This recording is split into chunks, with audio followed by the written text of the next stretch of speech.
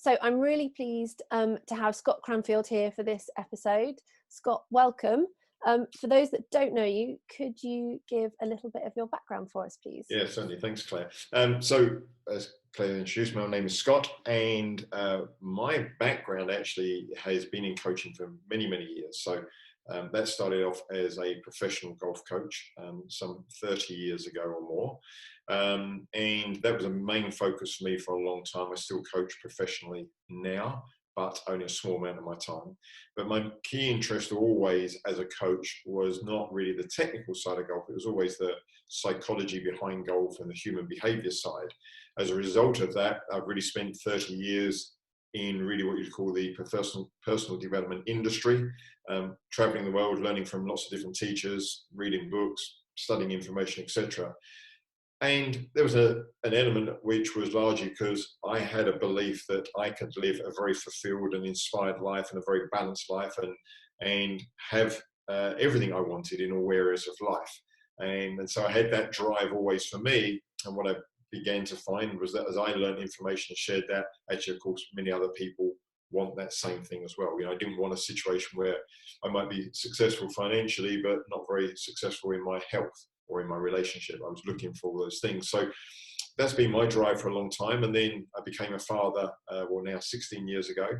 And about 10 years ago, as my second child, at that time would have probably been about 2 or 3, parenting and family became my highest value. And I started to use a lot of what I had learnt over the years to try and help your own children, which is an interesting challenge in itself, because as parents will know that actually your children don't always want to listen to you. But when they're young enough, they're impressionable enough. And so what I did was I took the work that I had learned and I created my own book series. But initially it was just stories for my own children. That's all it was for.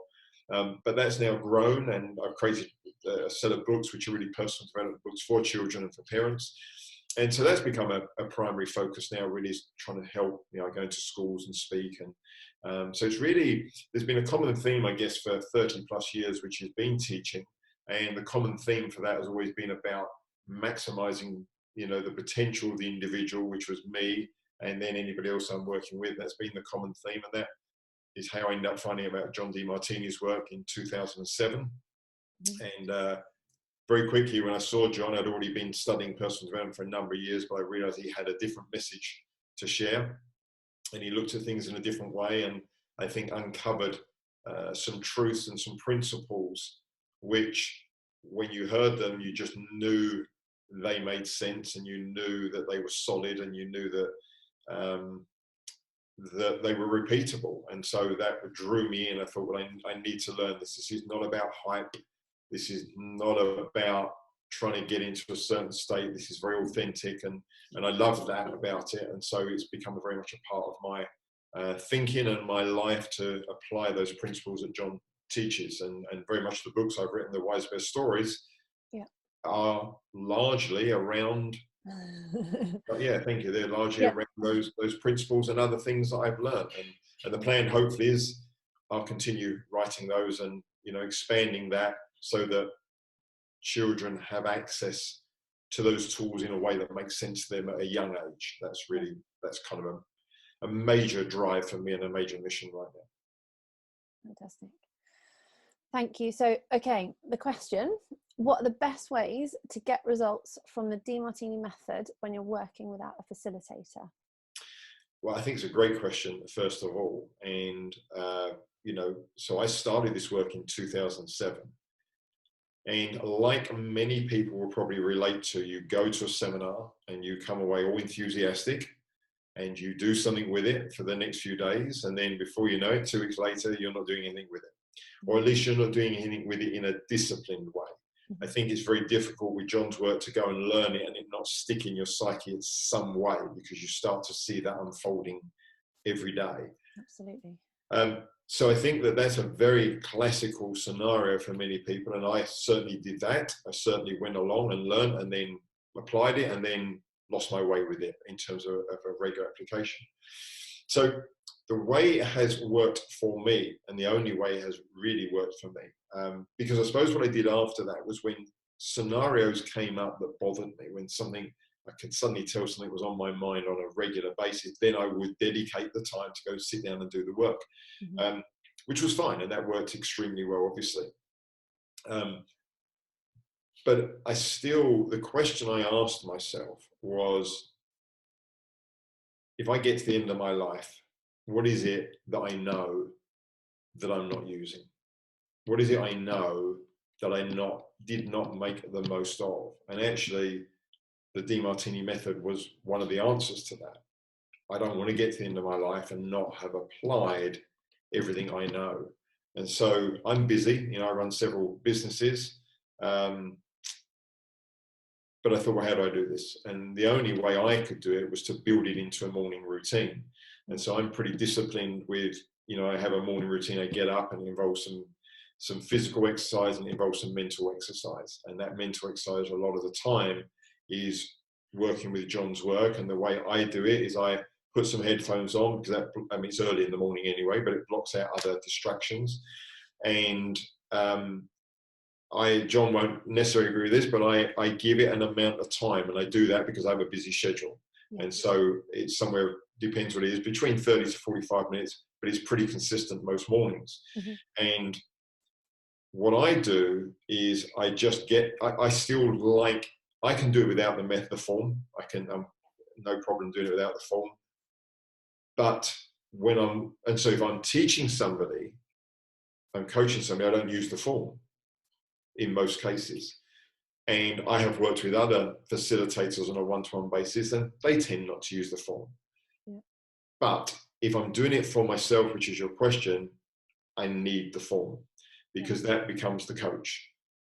I look at that form and I just look at that and say, right, you are the teacher. So what is it you want to know from me? And so I go through that, and I will quite often literally read the full questionnaire. Again, I don't need to do that to know what that question means, but by doing that, I think it's an association. It takes me back to my training. It takes me back to facilitating. It takes me back to listening to John when I hear it in my own head in that entirety. And so that tends to help narrow me down and helps to get me focused. So I use it in that way, literally in its entirety. I've blocked out the distraction with the music. I've done it at a certain time of the day, so I build a habit, and I will, mark on that form. And what I will do is very often, I'll just think back to the day before, and a lot of the time there isn't really anything that's bugged me that much. But if you look at the day before, you go, oh, it was just that one little thing, and so it doesn't matter how small it is or how small the charge appears. I still think the habit of going through is an important habit, because you're building up those questions in your psyche and in your mind, that then you can use them, all the time. And I won't, in that period of the morning, I won't necessarily do every single column, because what happens for me is when I start, it becomes obvious there's one particular part that's going to make the difference. And so I will stay with that part. Occasionally I will jump around, occasionally I would just know that actually I'm better off finding out what would be the drawback to this fantasy that I built up in my head if it did come true. So sometimes I will know to jump somewhere else, but invariably in the time I give myself to do it, I will I'll start to realize that one question is making the most difference, and so I tend to stay in that place. So I think that's probably how I use it. For me, it's the discipline of the time, so that I know I'm going to get it done. It's the bigger question of what do I not want to leave undone in my life, when I get to the end of it, and blocking out other distractions when I'm doing it, and at the very least just take what went on the day before, and there's always something that I can find. So yeah, that's how I do it. Fantastic. And just in terms of when you say when to jump, obviously that comes from experience of going through the questions. And so if somebody is kind of stuck in their story, which I know I have been, what questions would you be asking yourself to kind of get you out of that? Well, I think column 7 and 14 at the end are really good, because it gets you to look at it. That's the one thing most people I don't think consider when they're stuck in the story, is they want this fantasy, and they want they want it to be the way it is, and they haven't considered, well, actually, if it all came true and it was the way I wanted it to be, what would be the drawback then? Yeah. That's the bit they haven't really considered, and I think that is a magical question. And the other point actually should bring up with this is that I think you need to keep looking at all areas of life. When you get stuck, as you've referred to there, it's because, again, we tend to we filter life through our highest values. Yeah. And whilst we will start there because that's going to have the greatest impact, sometimes if you're stuck because you're running the story, you might find going to a different area of life opens it up. Mm-hmm. And so again, I will, at the bottom of the form, obviously the 7 areas of life are listed, but sometimes I just like to draw a circle and just put the initial of each of the 7. And there's something about the circle that I find easier to think through. So doing it in that way. So I think if you are stuck and you're in your story, you can come out of that story and bypass that by going to a different area of life, and whatever the relevant question you're using at the time, you're okay, well, what would be the drawback to me in my finances, or what would be the benefit to me in my family? And, whilst I say primarily you're going to get most of them in your highest values, if you're stuck, sometimes you need to go to a different area. Yeah. Okay. Fantastic. Scott, that was really helpful. Thank you very much. Really appreciate your time. Okay. Thank you very much. Thank you.